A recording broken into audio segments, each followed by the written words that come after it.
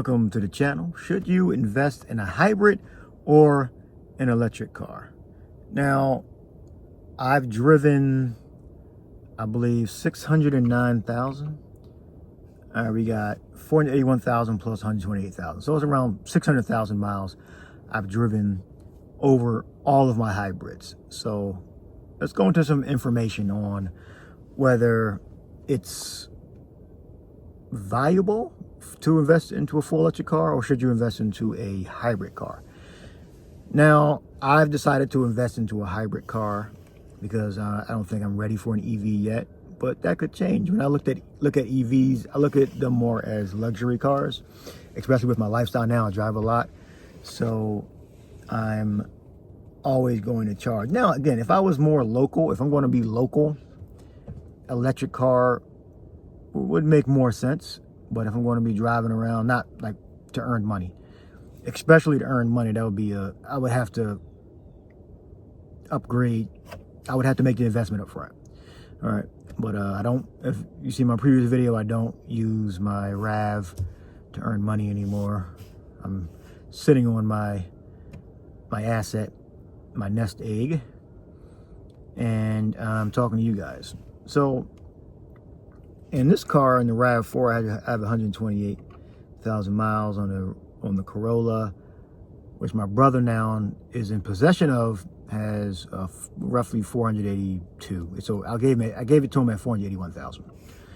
So over 600,000 miles of experience. Now, overall, I haven't had any hybrid specific major issues.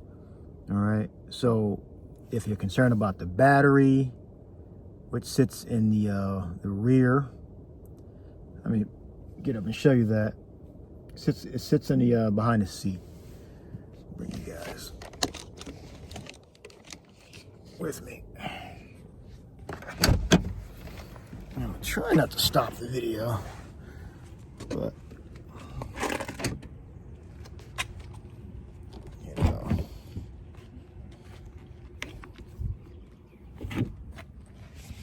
got it on the front. Can you see? Okay, I believe in my previous video I said they were on the left, the vents were on the left and the right. Actually not. This is the left side of the car, the driver's side. Actually, the vents are on the right side. So you got to keep this clear. All right.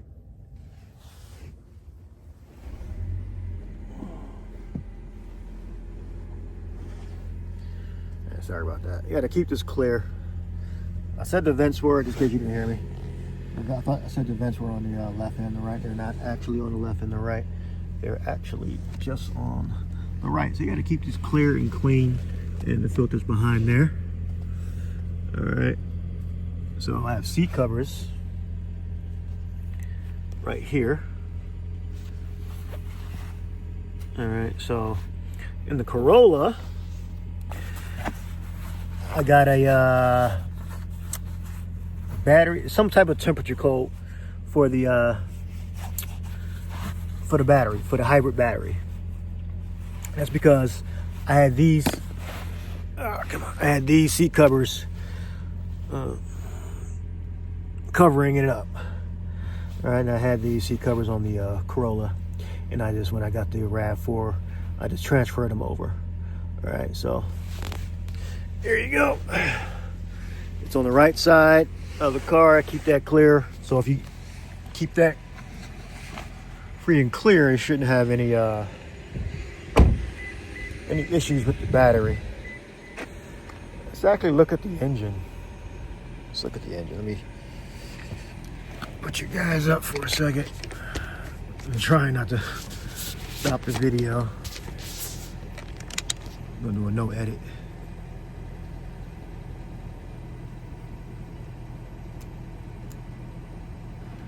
Think we can do it without editing.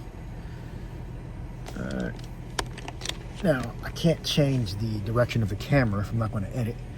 So, a little frosty out there. That's I'm not gonna look. I don't know what I'm gonna find. We got 128,000. Let's see if I can turn it around. Can you guys see? I can't see the screen. I don't know if you saw it. I don't think I've ever did a video and didn't edit it before. This is going to be hard. Pause on that.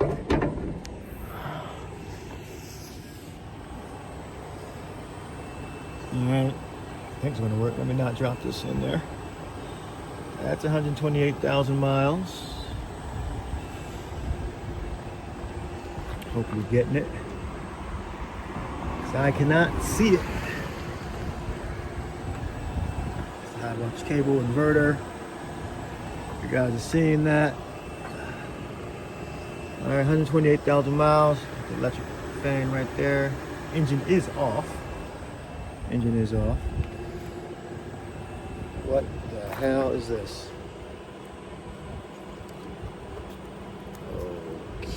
Okay. That is weird. That is weird. Okay, let's get you back down. Okay, that's a first. Let's go back inside.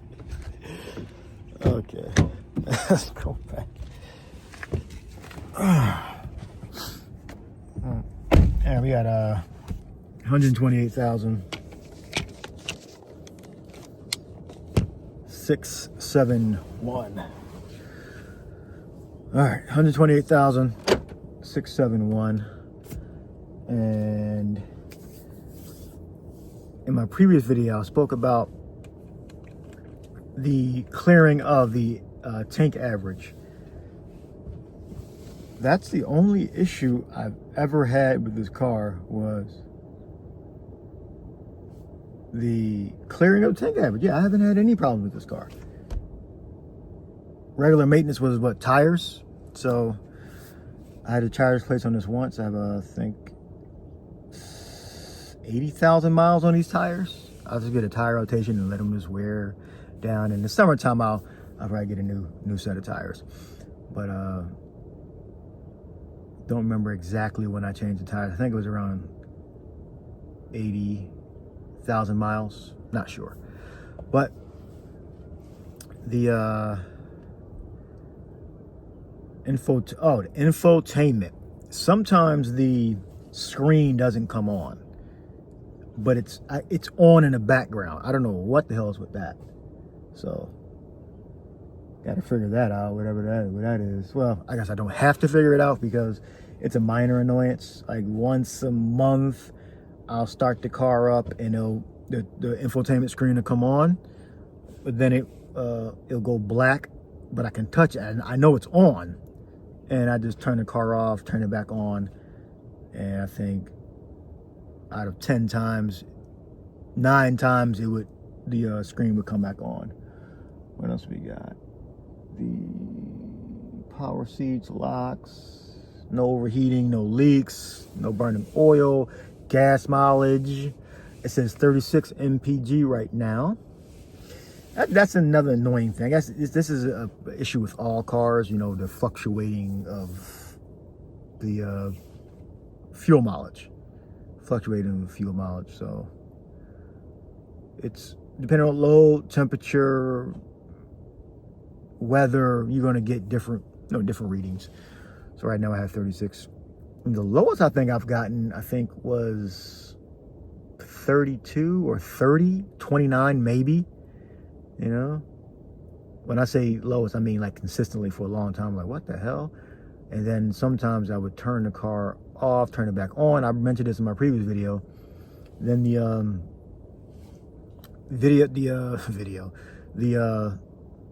miles would go so slowly start to creep back up, turn it off, turn it back on. I don't know what's with that. But so do I have faith in the reading that is accurate? It's just an estimate anyway. It says tank average. We have distance to empty. I have 140 miles on there. And tank average is 36 mpg. So that's what it is now. And the highest I've gotten not highway, because I don't really want to count highway, like city driving, or let's say not highway driving, somewhere in between that, like 42. That's pretty good. Anything above 38 I consider good. At 36, I don't think that's good. But 38, anything above 38, and remember, this is a compact SUV, so anything about that is pretty decent. About 38 miles to the gallon. Now, no problems. This car has been very, very good to me. And again, most of you are not going to be driving like I'm driving, so you should have a better experience driving a lot less miles.